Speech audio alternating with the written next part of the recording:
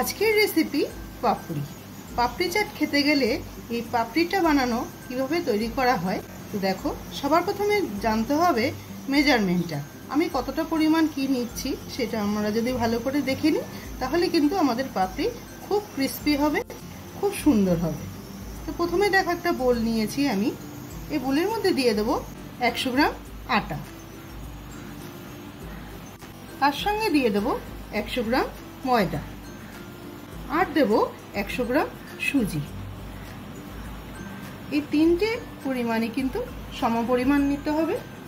এর মধ্যে দিয়ে দেবো কালো জিরে, জোয়ান ও পরিমাণ মতো নুন দিয়ে দেবো। দিয়ে অল্প অল্প করে জল দিয়ে আমি ডোটা মেখে নেব।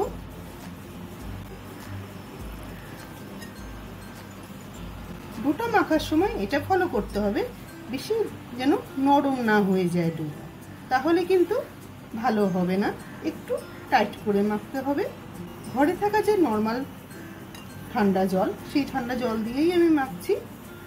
খুব সুন্দর করে আমি ডোটা মেখে নিলাম। বেশি নরমও হবে না, শক্তও হবে না, এভাবে মেখে নিতে হবে অল্প অল্প করে জল দিয়ে। মাখা হয়ে গেছে, এবার এর মধ্যে অল্প করে আমি সাদা তেল দেব, দিয়ে ও আরেকবার ভালো করে মাখিয়ে নেব। ডোটাকে এবার 10 থেকে 15 মিনিটের জন্য রেস্ট দেব। ফিরে এলাম 10 মিনিট পর, আরও একবার ভালো করে আমি মেখে নেব। এবার ডোয়ের থেকে এরকম আকারে লেচি কেটে নেব।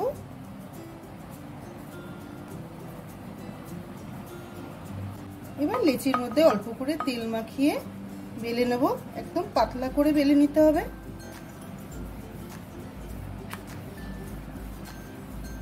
একদম এরকম পাতলা হবে, দেখো দেখতে পাচ্ছ তোমরা, এরকম পাতলা করে বেলে নিয়ে একটা গ্লাস, আমি গ্লাসের সাহায্যে করছি, তোমরা চাইলে কুকি কাটারের সাহায্যেও করে নিতে পারো বা যে কোনো বাটির সাহায্যেও কেটে নিতে পারো।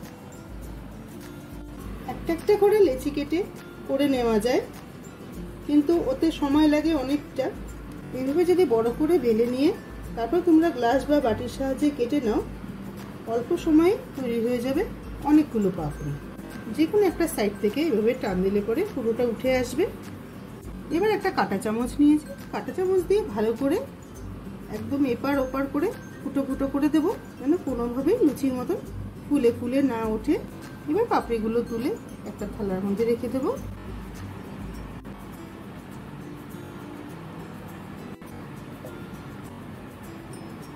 বাকিগুলো আমি সেম প্রসেসে করে নেব।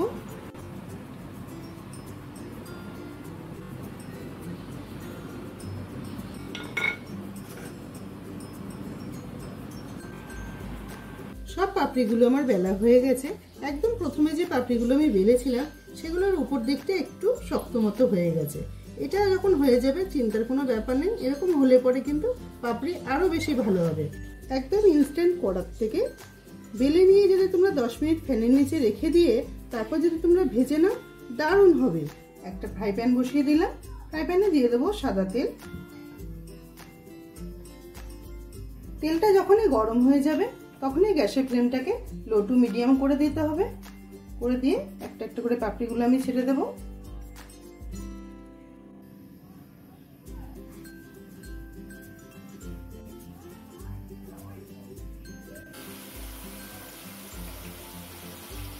সব পাপড়িগুলো আমি গোল্ডেন করে ভেজে নিলাম।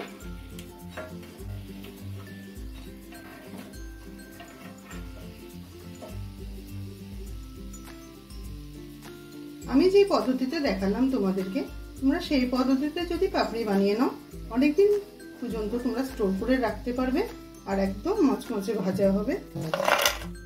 বাকি পাপড়িগুলোও আমি এভাবে গোল্ডেন করে ভেজে নেব।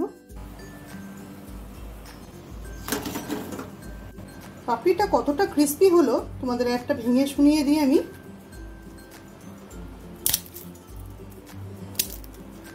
আওয়াজটা আশা করি শুনতে পাচ্ছ যে কতটা ক্রিস্পি হয়েছে। দেখো, আমি যেই পদ্ধতিতে দেখালাম তোমাদেরকে সেই পদ্ধতিতে যদি তোমরা ভেজে নাও, তোমরা এয়ারটাইট কন্টেনারে হোক বা একটা কাচের বয়মে হোক, তোমরা অনেক দিন পর্যন্ত কিন্তু রেখে তোমরা ইনস্ট্যান্ট বানিয়ে খেতে পারবে যখন তোমাদের মন চায়।